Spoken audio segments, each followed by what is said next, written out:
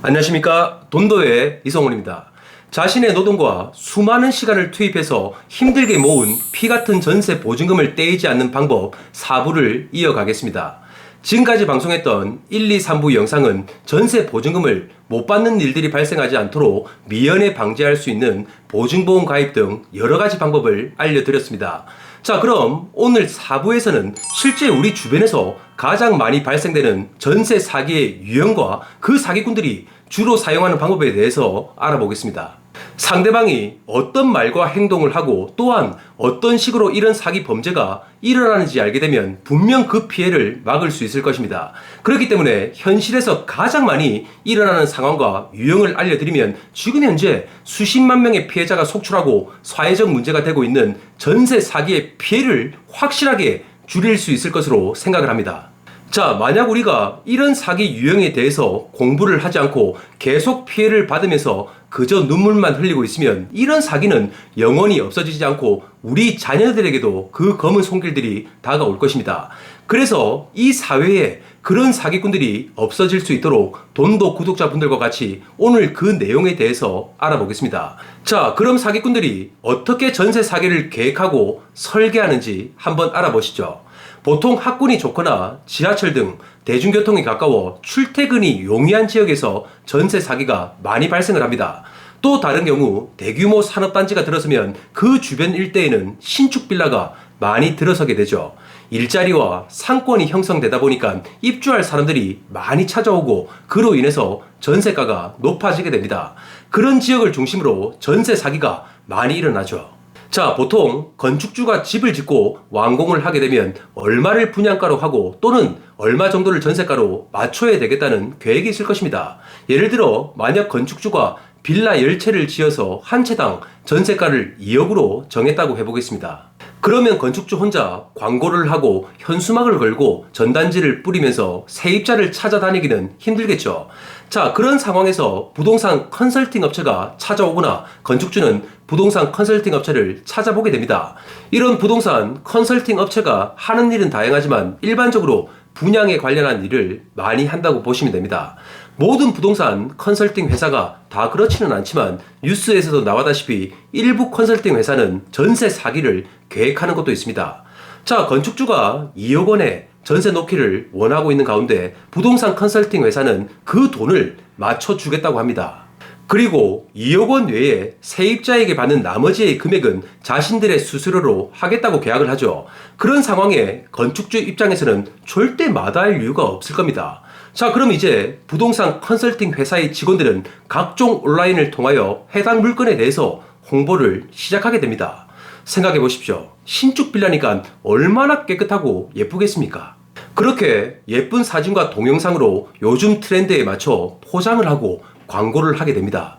또한 그 과정에서 건축주와 컨설팅 회사는 감정평가사를 찾아가게 되죠. 보통 신축 건물에 대한 감정평가를 할 때는 건축자재, 내부 모습, 층수, 면적, 교통편과 편의시설 등으로 감정을 합니다. 그런데 신축 빌라 감정은 기존 거래와 데이터가 없기 때문에 정확한 시세를 정하기 힘들다는 것입니다. 그래서 감정평가사의 주관이 개입이 되게 되어 있습니다. 그렇다 보니까 뒷돈을 받고 감정가를 높게 측정하는 경우도 많겠죠. 자, 그렇게 건물에 대한 가격을 올려놓고 온갖 마케팅을 하여 세입자의 눈길을 끌고 오게 만듭니다.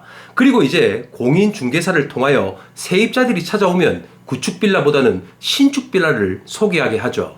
자, 빌라 전세 사기에서 피해자들의 연령대를 보면 젊은 층, 특히 신혼부부들이 많습니다.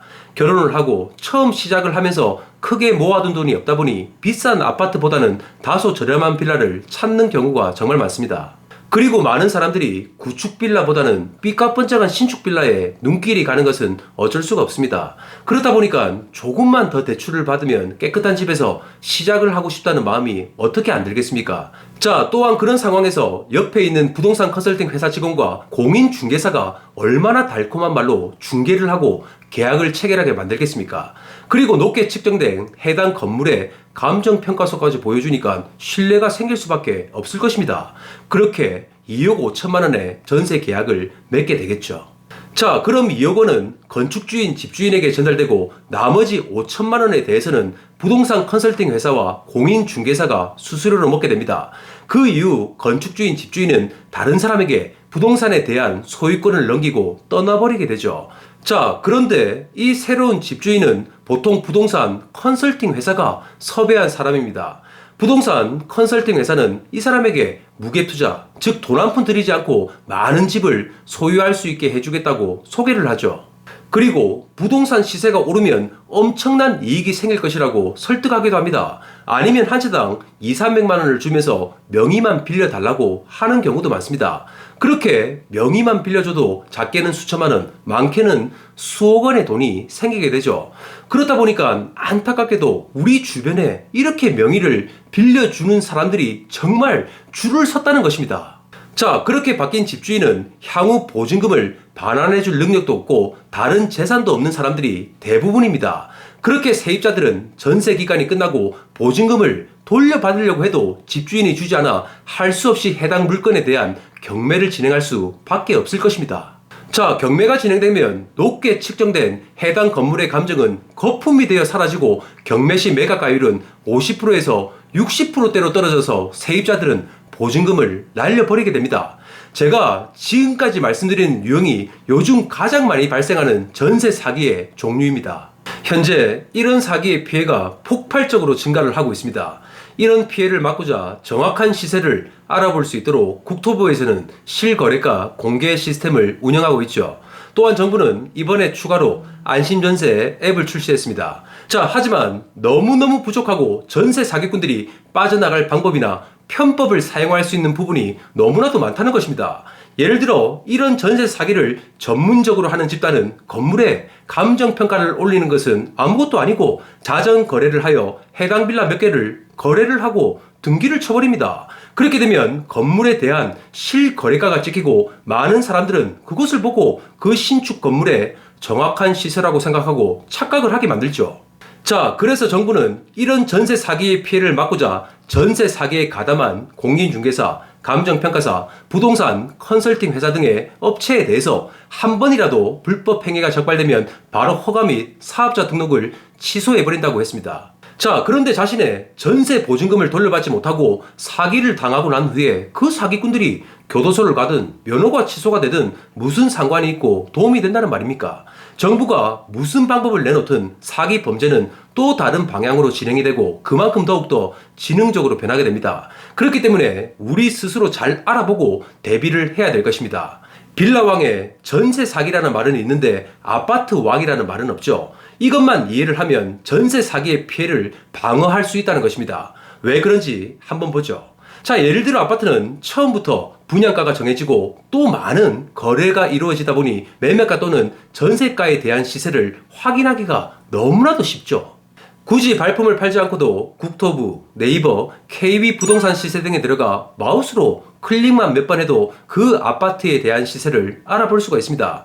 그러다 보니까 아파트는 부동산 하락기에 전세가율이 그렇게 높은 지역만 아니면 보증금을 떼일 염려가 없습니다. 자, 그리고 부동산 등기부등본을 보고 우선순위의 채권자만 잘 파악해보고 전입신고와 확정일자까지 받게 되면 전세 보증금을 못 받을 일이 사라지게 됩니다. 그런데 신축 빌라는 완전히 반대의 경우라는 것입니다.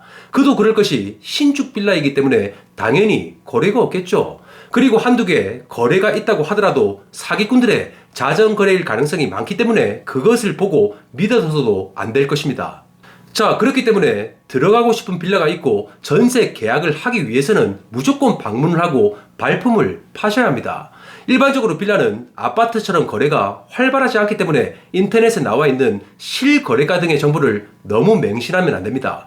꼭 방문을 해서 주변에 있는 빌라 시세도 알아보고 공인중개사 사무실 몇 군데도 들려서 문의도 해봐야겠죠.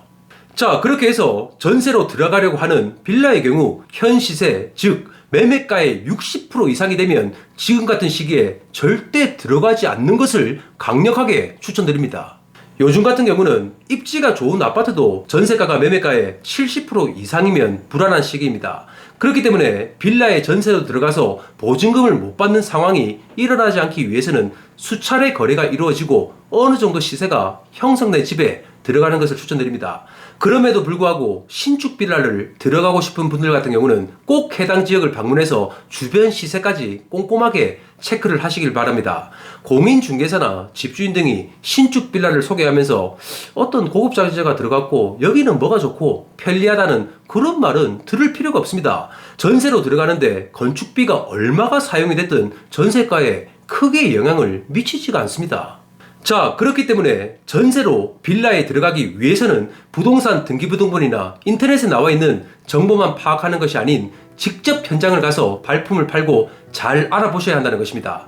자신이 힘들게 모은 돈, 그리고 보증금을 받지 못하는 일이 발생을 한다면 정말 막막하죠. 그리고 전세 대출까지 받았는데 보증금을 못 받는 사태가 발생하여 원금과 이자까지 갚아야 되는 상황이면 그야말로 참담할 것입니다.